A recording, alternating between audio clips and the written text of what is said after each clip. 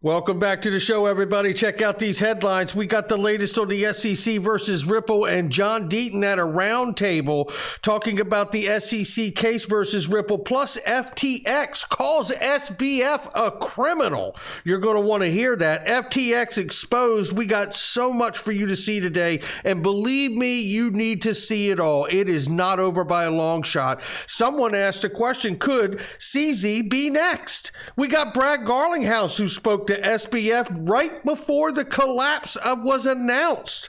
We got some swell comments as well. And could the crypto giant Ripple now be eyeing FTX assets? Somebody roll that beautiful intro.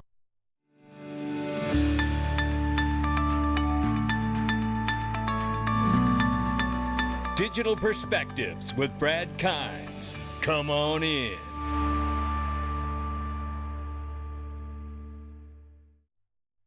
Welcome back to the show, everybody. You can follow me on TikTok, YouTube, Twitter, and Facebook at the top of the screen. Look at the market cap right now. We're looking at an $858 billion market cap for crypto this morning, everybody. Good morning. Happy Sunday morning. Bitcoin, 16,500 plus. Ethereum, 1,100 plus, almost 1,200 bucks right now.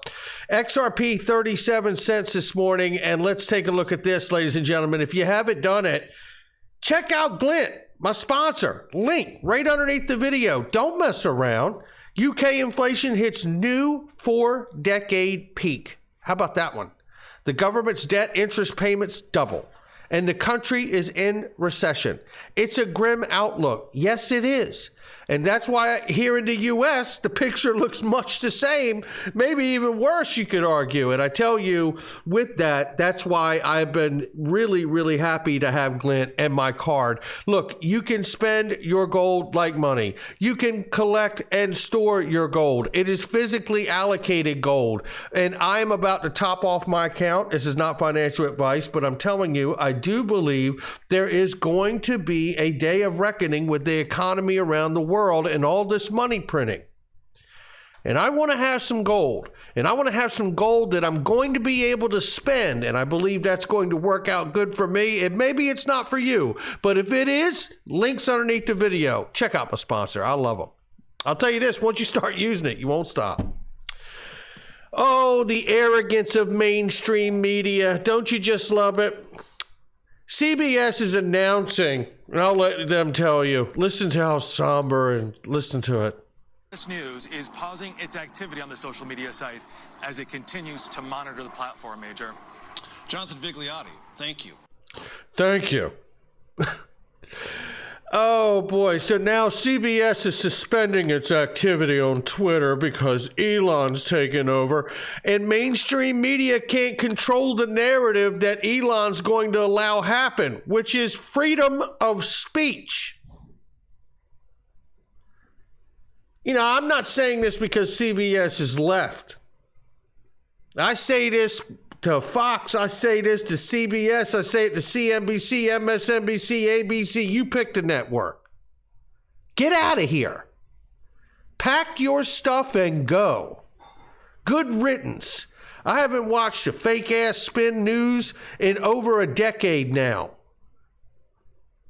I got rid of cable television and news on the daily in my home, and it has been one of the greatest decisions ever. And what I will say is there's going to be backlash, because now you can see, I said, get ready, Elon.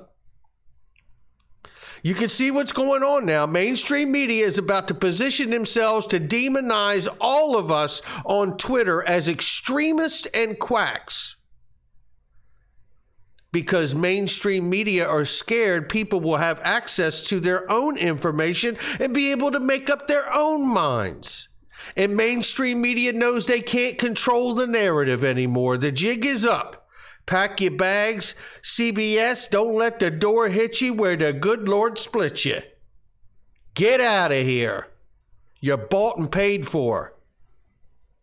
Go look at your investment of any news station you like. Fox, go look at them.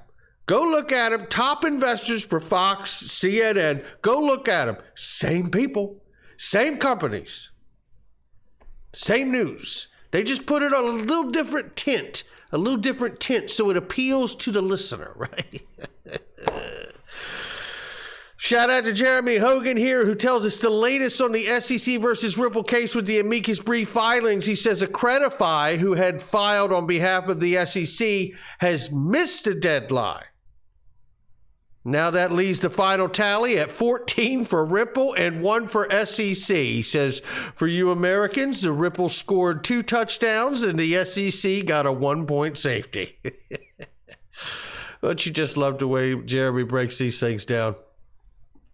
Link2 recently hosted a roundtable with some extremely brilliant people, and I don't mind telling you, it was amazing. But I have a clip here for you with the one and only field general right here. It's Attorney John Deaton, representing over 76,000 XRP holders, and thank God he is, because nobody else did it. And we just happened to get lucky and find out just how badass John Deaton is. I'm going to play this clip for you. You need to hear every single bit of what we're going to do today. And I know some of it might be a little long, but you need to hear every bit of what's being said. Check it out.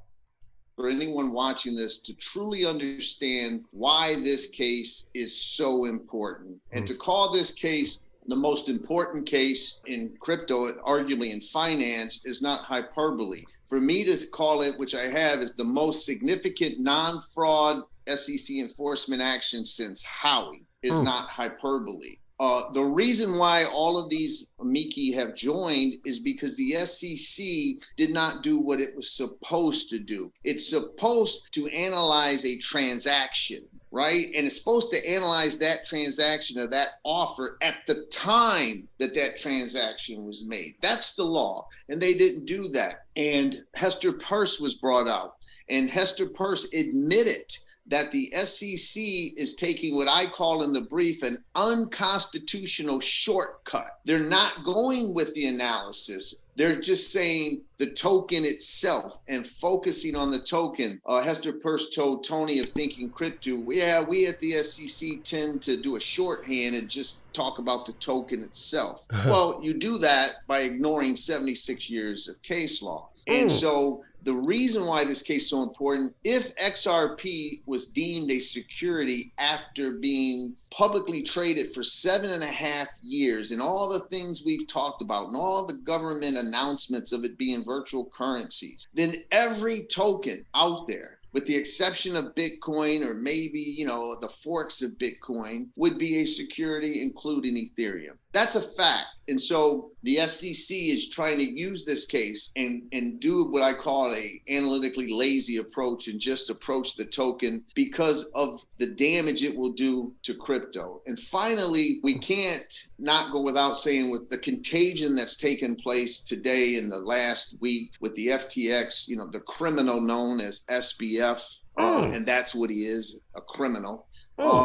That the contagion that's happened, and unfortunately, why our esteemed guests are saying regulations coming and there's going to be more focused on this, is that our congressional leaders, they're going to react, right? They never act, they react, and they're going to react, and there's a real danger that they react to this FTX criminal fraud, which you can only, there's laws on the books now that cover what he did, but there's going to be a rush. And so you brought up Connect to Congress. I am very proud of the fact in 4 days, 12,500 messages were sent to all 100 senators and every House representative except for 4. And we know, and I'm not saying that's the reason, but it certainly didn't hurt. We know that Maxine Waters and Patrick McHenry of the Financial Services Committee of the House has already said that there will be a hearing coming up on FTX. And so we have to keep that pressure on. We can't allow them to just do a song and pony show and pretend that they're really doing it, right? We have to answer, why was Sam Bankman-Fried, why was he given such great access?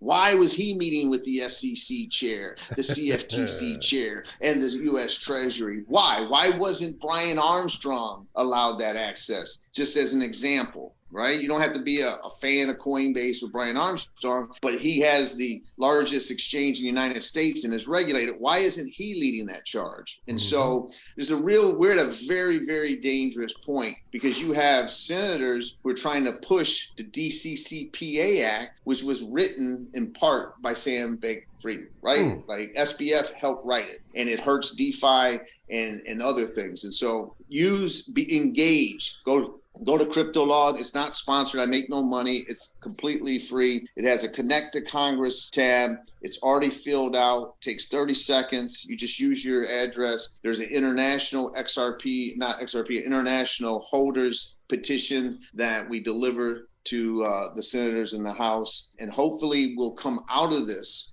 from this era of crypto into an era of transparency and ethical conduct of those that are leaders in the field. So well said by John Deaton. And hopefully, to his point, if I could just add to it, not only do we have everything, ethical practices, right, and regulation and clarity and those things, but a chance to see these applications of these digital assets in a part of someone's business model that is absolutely going to make it better, right? And solve a pain point, and see a chance for a utility run on the assets that actually have utility. Bitcoin Archive here says it the way we've been saying it, and I really do believe this. The FTX collapse was a premeditated thing for sure. Jordan Belfort from Wolf of Wall Street said this. He said, game recognizes game. Yeah, I'll say so. It really, really is. This is an incredible piece that someone sent me. As I said, I don't watch cable television, so I had to have it sent to me. But this is an amazing piece, and it really does reveal the scheme to donate to Democrats. You need to see every bit of this and just how flimsy this company was put together. Unfortunately, it's so well done. I've got to give you the whole thing, but let's get started right now, because we got Brad Garlinghouse you're going to hear from, talking about whether or not he's going to go in and scoop up FTX assets or not. Take a listen to this clip. In cryptocurrency, a history-changing event. It may turn out to be the biggest single-day loss of assets in the history of money. Billions of dollars evaporated in just moments, and it's still not clear what happened to a lot of that money. It just disappeared. And as it did, it sparked a growing financial crisis across entire sectors of the economy, a disaster that quite possibly could get very worse very soon. But the story of the FTX implosion is bigger even than the global recession it may cause. It is the story of the complete and utter corruption of the people who run our country. The very people who should have been covering and regulating and reining in FTX and its 30-year-old founder, Sam Bankman-Fried, were instead profiting from the scam. Not just a few of them, nearly all of them. From the news media, paid off by Sam Bankman-Fried, to the leadership of the Democratic Party, also paid off by Sam Bankman-Fried, to the chairman of the Securities and Exchange Commission, the SEC commissioner himself, Gary Gensler. They all knew that FTX was not a real company and that Sam Bankman-Fried was a fraud. And if they didn't know that, they certainly should have known that, because it was very obvious to anyone who bothered to pay attention. One of the few who did pay attention was a short seller called Mark Cohodes, who took one look at Sam Bankman-Fried, SBF for short, and recognized here is a con artist, obviously. Watch this tape, which aired on Hedge Eye TV, a small investment advice channel, back in October. When anyone tries to pin SBF down on where he made his money, you can't get a cogent answer. Then you take into account that SBF is bailing out known Ponzi's and frauds in the crypto space. Everyone who's gone bankrupt or is a proven fraud. But nothing here fits. Everything reads like this thing is a complete scam. And I think this thing is dirty and rotten to the core.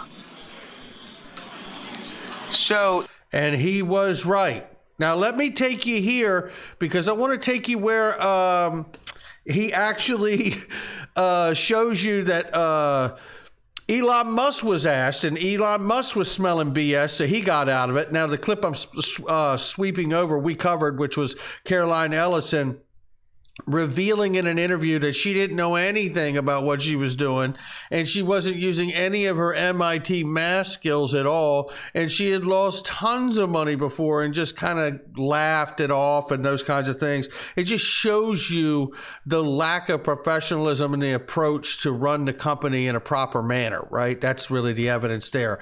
But I want to bring you into this clip here so you can listen to the rest of this play out here. Let me get this as he finishes up talking about Caroline Ellison's horrible little interview there. But let's listen to the rest of this. Relevant, but that was the substance of the pitch. What is this exactly? And that was the pitch that was being made to Elon Musk, that instead of selling the company itself, the pitch was exactly that. And Sam Bankman-Fried is like the largest donor to one of the largest donors to the Democratic Party, instead of talking about the actual company itself. Doesn't quite sound like a business. It sounds like a hybrid of some kind, and not in a reassuring way. Now, some of this was happening in secret, but a lot of it was happening right out in public, right in front of the news media. And of course, a lot of them knew Sam Bankman-Fried because he was sending a lot of the money. And when he wasn't, he was desperate for the publicity they could provide. Sam Bankman-Fried was on the cover of more magazines than Madonna. So they probably should have been asking questions about his business, but none of them did. They promoted him. Why? And now, tell you something, this is a key point, because we just saw and reported, I think it was on Friday morning, where Jim Cramer and Andrew Sorkin were asking each other and sharing and just doing shameless backpatting that we did everything to let people know that SBF was a scam and that no one knows what digital assets are. And you did all you could, Andrew. That's the way Jim Cramer did with his righteousness and his crap. But wait till you see exactly what they were doing while Sam Bankman-Fried and FTX were blowing up and going to the moon. It was with their help. They call him the JP Morgan of crypto, right? Yeah, the Michael Jordan of crypto, if you will.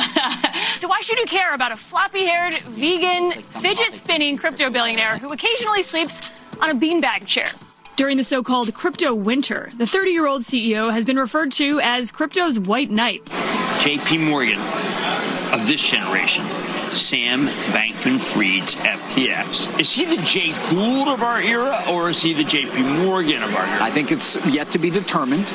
Is he Vanderbilt? He could be. I want to vomit. Is he Harriman? Possibly. Well, possibly Vanderbilt, because the Vanderbilt family ended up losing their money. Is he the Credit Mobilier scandal? See Carnegie? If he gives a lot of libraries, he is. I got to tell you, that is some of the sickest mess in the world. And then to watch Jim Cramer, as we reported on Friday, literally screaming to the world that they did everything they could to let people know that this was a fraud and that this is an unsafe area to invest in, while calling him the next JP Morgan. It's embarrassing. But we need to be careful out here, because nobody special says to us, we may not be done here. He's now pointing at Changpeng Zhao, CZ Binance, and saying this guy's not good either, and he could be looking to do the next replication of what we just witnessed with SBF and FTX. Now, I'm not suggesting that. I've always had a likening for CZ Binance. But we do have to remind ourselves they had to do Binance US, which is a completely separate company in the United States, because we know that he never really had a home base for years. I remember years ago, I had to get off of the platform because I was a US resident, right? So just hear what he has to say in this minute 40 here.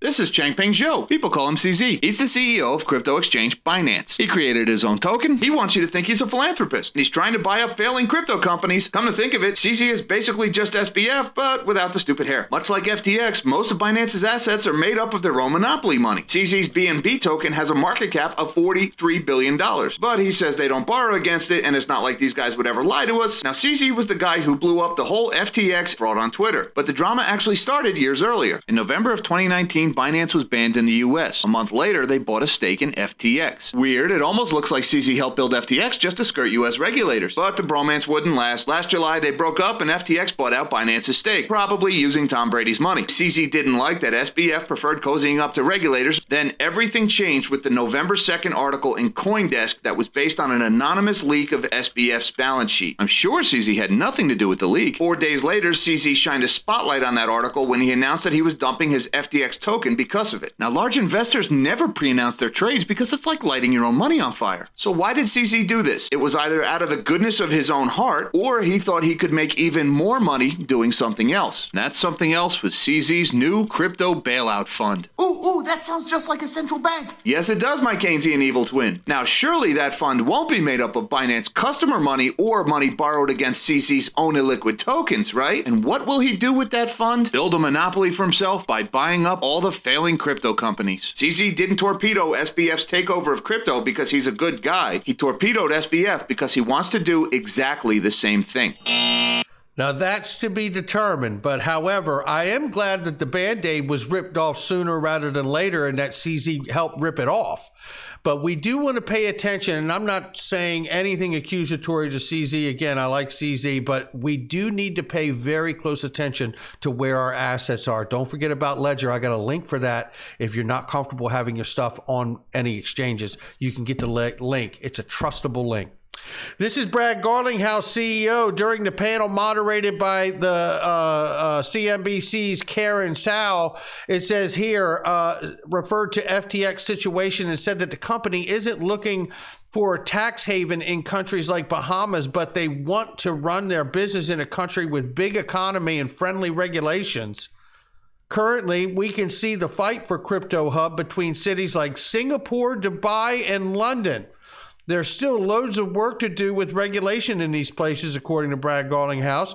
The CNBC spokesperson asked Brad Garlinghouse, referring to the fact that Ripple has no debt, $1 billion on account, is Ripple have a plan to be a predator in the current bear market? There's nothing wrong with being opportunistic and getting good assets at a good price, said Brad Garlinghouse. This is interesting about this right here, and shout out to Global FCX Focus on this. We'll keep an eye on it, Then there's this article here from Brad Garlinghouse as well, and this is the timesco.uk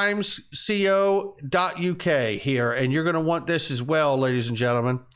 And is the crypto giant Ripple eyeing deals for FTX asset? Says the boss of the U.S. crypto giant Ripple is eyeing parts of FTX. The exchange spectacularly collapsed this month amid allegations of fraud and mismanagement. Brad Garlinghouse, who runs the crypto cross-border payments firm, said it would pick over the carcass of FTX and would be interested in buying parts of that serve business customers, as well as its stake in other companies. There are about 100 companies affiliated with FTX. Garlinghouse said the FTX disgraced founder and former chief executive Sam Bankman-Fried, SBF, called him on Wednesday before it went bust. He sought to round up investors to rescue his business. He described his mood as chipper despite the dire situation. He said, part of my conversation with SBF was if he needs liquidity, maybe there's businesses that he has bought or has that we would want to own. And he says, maybe there's investments that we would want to own. He said, would we have bought some of those from him? I definitely think that was on the table, said Brad Garlinghouse. Now with the bankruptcy proceeding path in the United States, it will be very different than it would have been one-on-one. I'm not saying we won't look at those things. I'm sure we will, but it's a harder path to transact. Bahama-based FTX collapsed after fears over its balance sheet led to a wave of customer withdrawals. Rival Binance then pulled out the mooted rescue deal, which we know, and so on and the rest of it. We also know now that it's believed that SBF actually hacked the actual platform from the back door on the request of the Bahamian government and sent the assets to that government. The plot thickens, and this is not over by a long shot, ladies and gentlemen.